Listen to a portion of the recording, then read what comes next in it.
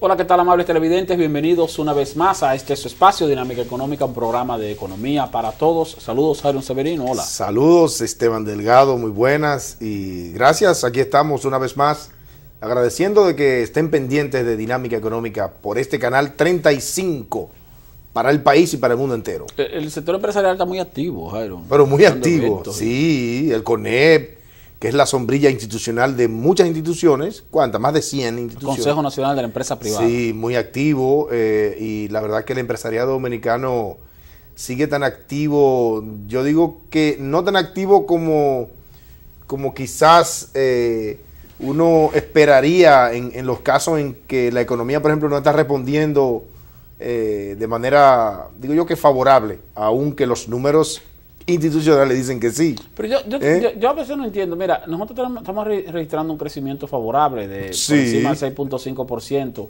de crecimiento en lo que va de este año, medido por el Producto Interno Bruto. Y uno se pregunta, bueno, claro, los sectores que más están creciendo, el turismo, la enseñanza, Construcción. salud, construcción, Sí. áreas que antes no se contaban, que no estaban como registradas en la cuenta nacional y que ahora sí están registradas. Pero entonces tú observas una caída de las exportaciones, una caída de la inversión extranjera directa, Sí. una caída de la generación de divisas por la minería. Tú tienes entonces una baja en determinados sectores productivos, principalmente industriales, y entonces y la economía como quiera crece, y uno como que se pregunta, óyeme, pero ve acá, ¿y de dónde que sale el crecimiento?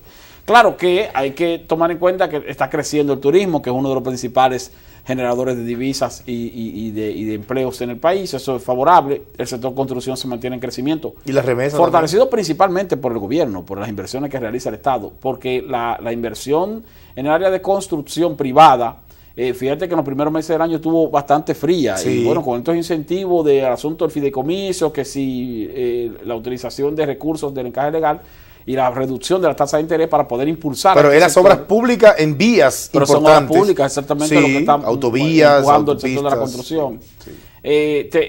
El Banco Central ha colocado en las cuentas nacionales los capítulos de enseñanza y de salud que antes no figuraban en Y las cuentas cultura nacionales. también. Y cultura también. Entonces, bueno, que el Producto Interno Si Bruto, tú le sumas eso, bueno, pues ha crecido. Tú le sumas, entonces, y son sectores que generalmente crecen.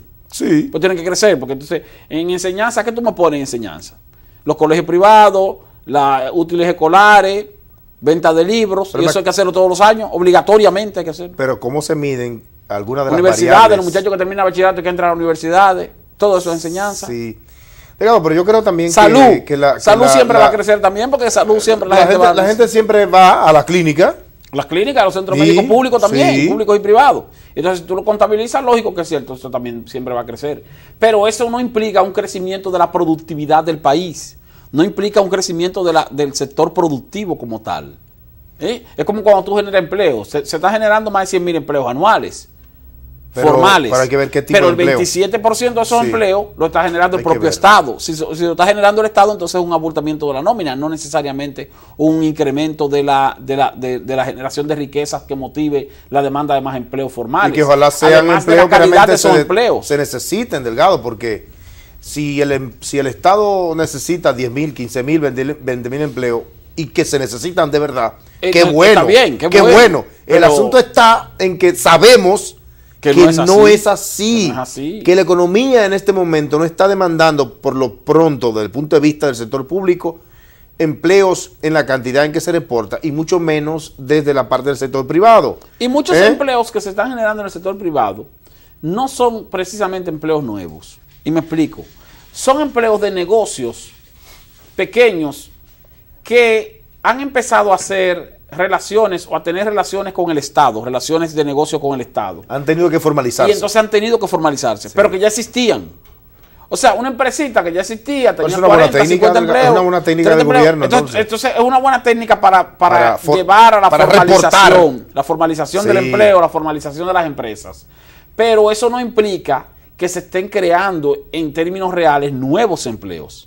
Delgado, Sino que están pasando muchos de los empleos informales a la formalidad. Empleos que ciertamente la gente tenía un salario, pero no tenía acceso a la seguridad social y por ende la empresa no cotizaba. Garantías laborales. Ahora están reportados como empleos formales Sí. y eso se reporta como una creación de empleo.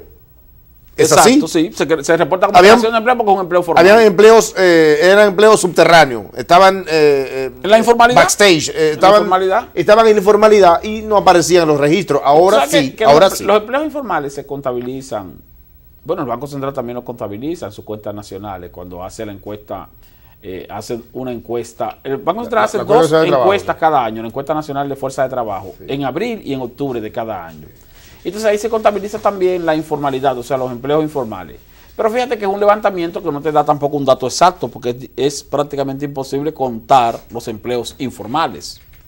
En el sentido de que no están registrados. Pero de todas maneras, Delgado, tú sabes que ellos calculan eso sobre la base inclusive de la misma población económicamente activa. Sí, ellos hacen segregan. Sí, segregan. porque es una encuesta. Una encuesta. Se estima que en la República Dominicana el 56% de los empleos activos son empleos en la informalidad. Claro, un empleo informal no necesariamente es malo. Hay muchos empleos informales, que incluso hay un informe del Banco Central que establece que hay muchos empleos informales que son buenos. Hay muchas personas que trabajan en la informalidad que no quieren trabajar en la formalidad.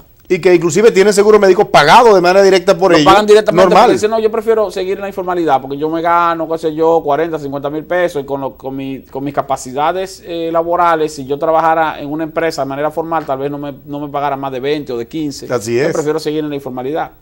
O sea, eso también ocurre. O hay personas también que están en un híbrido entre informales e informales, porque hay muchas personas también que mantienen un empleo formal por la seguridad social y no precisamente porque necesiten el ingreso que reciben de ese empleo formal. O sea, a veces son empleos donde hacen quizás medio horario, pero tienen seguro y ese seguro les permite mantener entonces los derechos laborales correspondientes para sí mismos y para sus familiares, en el caso del seguro familiar de salud, que tú sabes que involucra a los trabajadores, a los familiares de los trabajadores. Pero oye, Delgado, cuando nos ponemos a pensar, y yo sé que mucha gente que está viéndonos en este momento, yo le digo que yo siento como dominicano, fríamente pensándolo, que siento que nosotros estamos viviendo una economía o un bienestar fantasma en muchos aspectos. Un bienestar que en realidad no lo es, y no tiene que ver con que la economía crece y que no se desparrama o que no hay desarrollo humano. Tiene que ver con que cuando un Estado o un gobierno que administra la cosa pública estructura un presupuesto nacional sobre la base de un déficit de casi 200 mil millones cuando lo sumamos todo lo que hay que buscar prestado, entonces yo siento que estamos viviendo por encima de las posibilidades y que de alguna forma u otra, algún día eso tiene su repercusión y quizás haya que mirarse en el espejo de Europa, Delgado. Europa durante 10, 15, 20, 30 años vivió una burbuja, si se quiere, en donde la gente no estaba acostumbrada a altas tasas de desempleo. España quizás fue donde explotó la bomba, pero sabemos lo que sucedió en Grecia o sabemos lo que sucedió en Italia. Entonces, cuando vemos esos casos, uno tiene que pensar en que pudiéramos caer en una situación así, porque en un momento determinado, Delgado, no vamos a poder coger más prestado. ¿Cuál es la capacidad real, no de pago, sino la capacidad real que tiene la economía dominicana de producir bienes y servicios de forma tal que nosotros podamos generar divisas suficientes para sostener, importaciones? O sea, hay una situación en la que, Delgado, nosotros, y obviamente el que está en el poder y está gobernando, quizás hablar de miles de millones de pesos, eso es paja de coco. Pero, Delgado, lo que está sucediendo en términos de déficit fiscal en este país, y ayer hablamos de eso, es preocupante. No es posible, Delgado, que el déficit esté estimado en 2.3% del PIB. Pero yo te pregunto, ¿sobre la base de cuál PIB? ¿Sobre la base de cuál PIB? Sobre la base de cuál PIB, porque es una relación que se hace. Entonces, cuando tú relacionas algo de manera con algo, es una ponderación que tú haces. Digo, bueno, pero es que 2.3% de 100 no es lo mismo que 2.3% de 500. Pero no solo eso, sino mira, por ejemplo, recientemente el Diario Libre sacó un trabajo interesante, el periódico Diario Libre, haciendo referencia a que tú sabes que el gobierno renegoció la deuda de Petrocaribe a principios de este año. Entonces la deuda externa bajó. La deuda del sector público no financiero. Sí, la sí. deuda externa e interna. Sí. Bajó de 3.000 y tantos millones de dólares, 23.000 y tantos millones de dólares, bajó a 21.000 millones. O sea que le bajamos más o menos 2.000 millones de dólares a la deuda pública en ese momento por la renegociación, porque lo que se hizo fue que se compró a descuento la deuda de más de 4.000 millones, Sí. se emitieron bonos por los 1.000 millones, con los 2.000 millones Para pagar, sí. se pagó por adelantado, entonces automáticamente la deuda bajó en más de 2.000 millones. Pero ¿qué ocurre? Ya al cierre de septiembre, la deuda estaba por encima del nivel en que estaba antes de esa renegociación. Entonces, ¿qué pasa ahí? O sea que en menos de un año Sí. ya nosotros volvimos a endeudarnos y perdimos con el nivel de endeudamiento lo que supuestamente ganamos cuando redujimos la deuda Así en es. alrededor de 2.000 millones de dólares. Hoy día la deuda pública está en alrededor de 24.000 millones de dólares, por encima Sector público no financiero, ¿eh? del sector público no financiero. Si tú incluyes ahí la deuda del Banco Central, entonces es mucho mayor. Pero entonces está por encima de cómo estaba antes de que el gobierno redujera la deuda con la renegociación del compromiso de Petrocaribe. Ahora entonces O sea tenemos que estamos peor. sumarle la que se sacó, pero que no se sacó, más la Sí, que entró nueva. Más la que entró nueva. Entonces, lo que hicimos fue una negociación que también en su momento se calculó como positiva, pero de nada nos sirvió porque entonces lo que seguimos fue un proceso de carrera de endeudamiento que todavía no se acaba. Vamos a una pausa y cuando retornemos seguimos Dinámica Económica.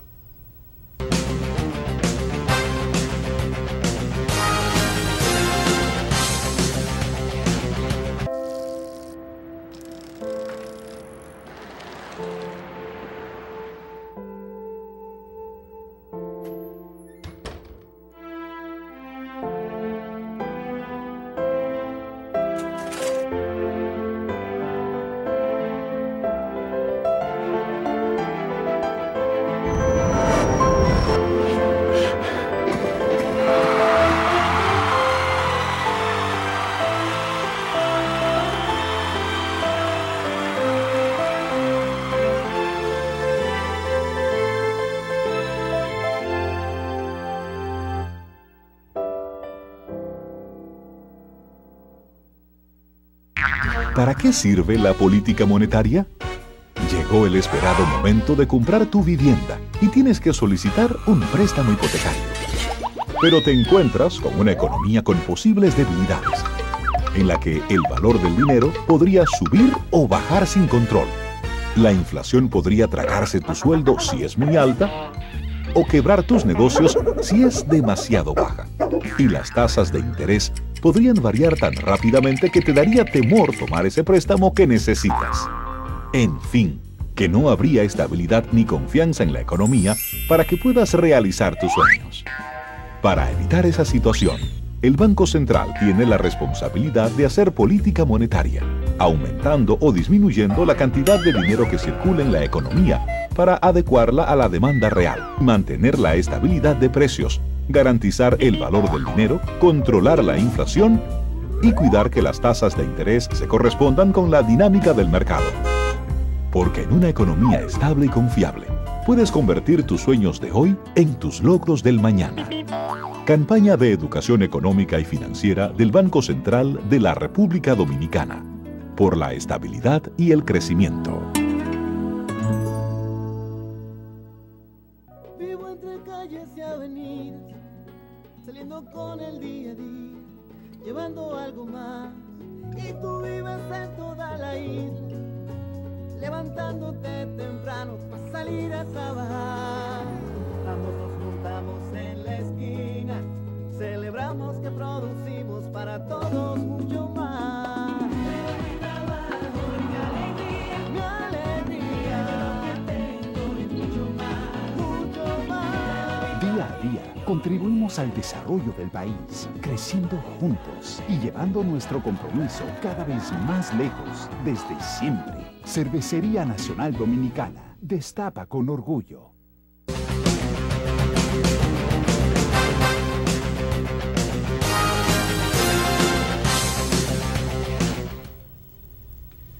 La Dirección General de Impuestos Internos les recuerda que está vigente el proceso para la renovación del marbete de derecho de circulación de vehículos. Los modelos hasta el año 2010 pagan 1.200 pesos y los modelos del 2011 hacia adelante pagan 2.200 pesos.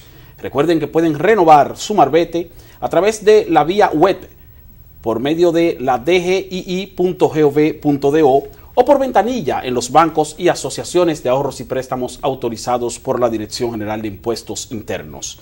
Marbete 2016, renueva de una vez y no lo dejes para después. Dirección General de Impuestos Internos.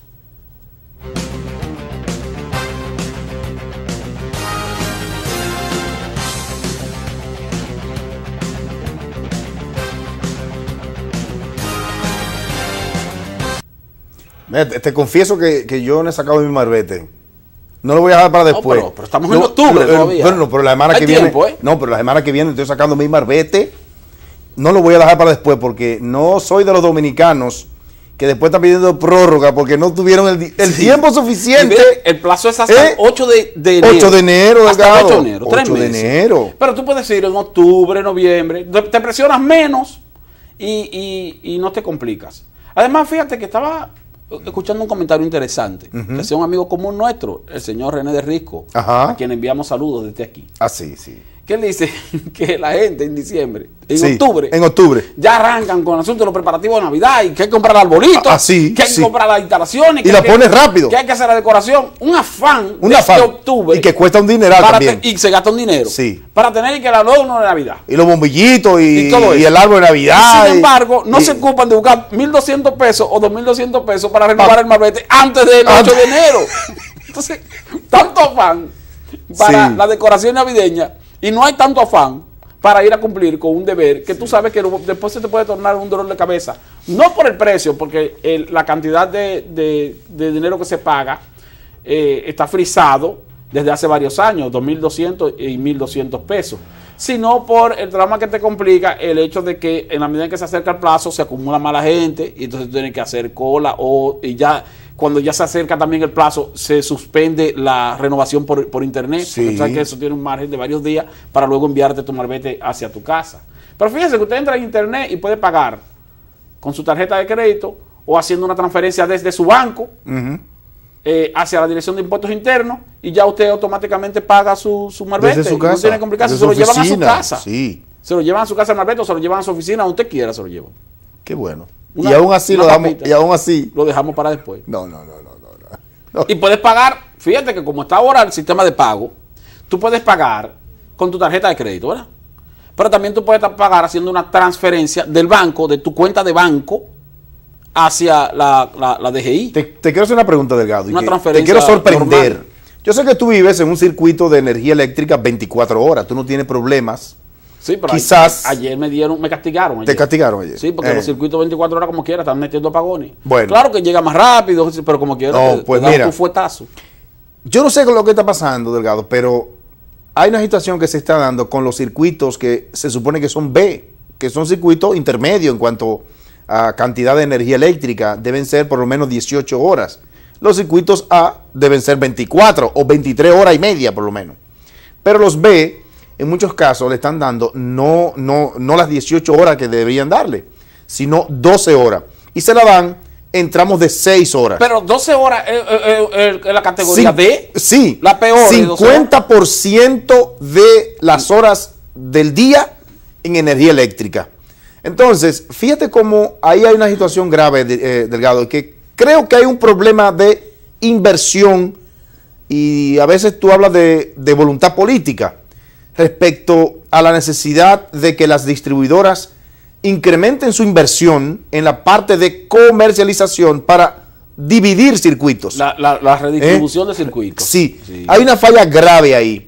Y a veces, si ciertamente el gobierno o el Estado dominicano se emprendió el proyecto de las plantas a carbón en Punta Catalina, y que yo creo que es factible el proyecto, pero no podemos descuidar entonces la otra parte, porque no vale nada, o sea, no tendrá ningún efecto en las finanzas, más allá de la reducción, porque el carbón es más barato, si no mejoramos la parte de comercialización. Hay circuitos que son muy grandes, hay residenciales que están pegados de circuitos que son C y D, pero el residencial paga su luz, entonces está cargado con ese problema. Yo sé que tú no sufres eso, pero te lo digo porque no es solo el caso nuestro, sino personas que se nos acercan y nos abordan sobre este tema, que inclusive sienten que hasta los medios de comunicación no tratan el tema.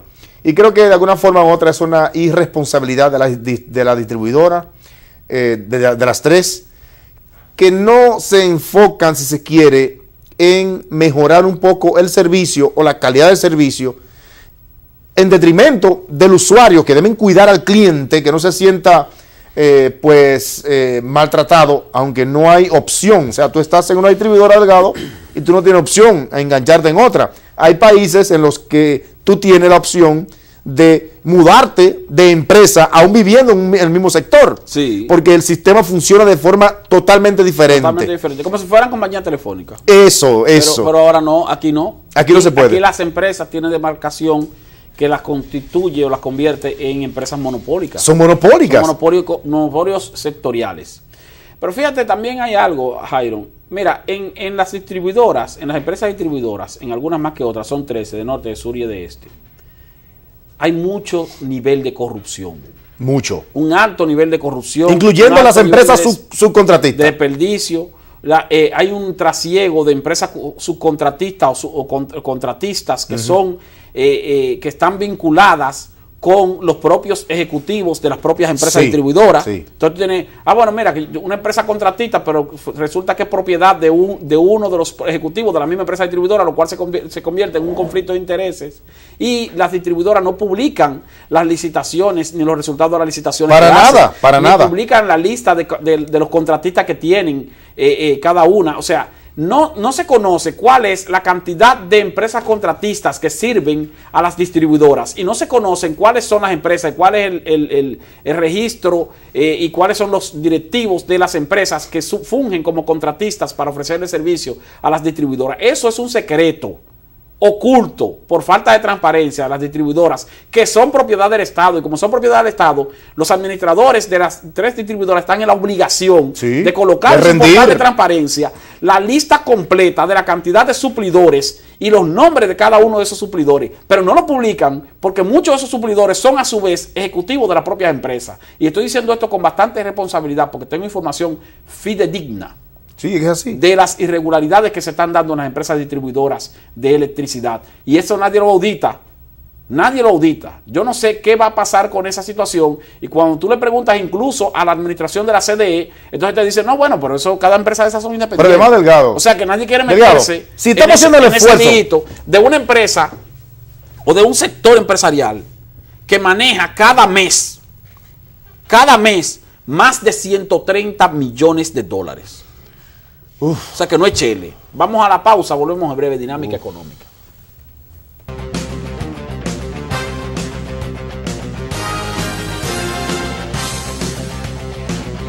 Para ti, ¿qué es el gasto responsable? Para mí es cuando uno paga lo que debe, porque hay que ser serio con el dinero. Por ejemplo, mis padres me pagaron mi educación superior de sus ahorros. Por eso, aunque me encanta comprar online, cada gasto que realizo, pienso bien en lo que cuesta pagarlo. A mí desde pequeño me enseñaron a ahorrar. Para mí un gasto responsable es cuando uno hace un gasto justo para seguir ahorrando. Yo tengo mi tarjeta de crédito, pero me manejo con la de débito y así puedo controlar los gastos de mis ahorros sin deudas innecesarias y mantengo un buen historial y mejoro mi crédito. Controlando tus gastos responsablemente, obtienes más beneficios de tu tarjeta de crédito. Ahorrando poco a poco y evitando las deudas, obtienes más libertad económica. Superintendencia de Bancos de la República Dominicana.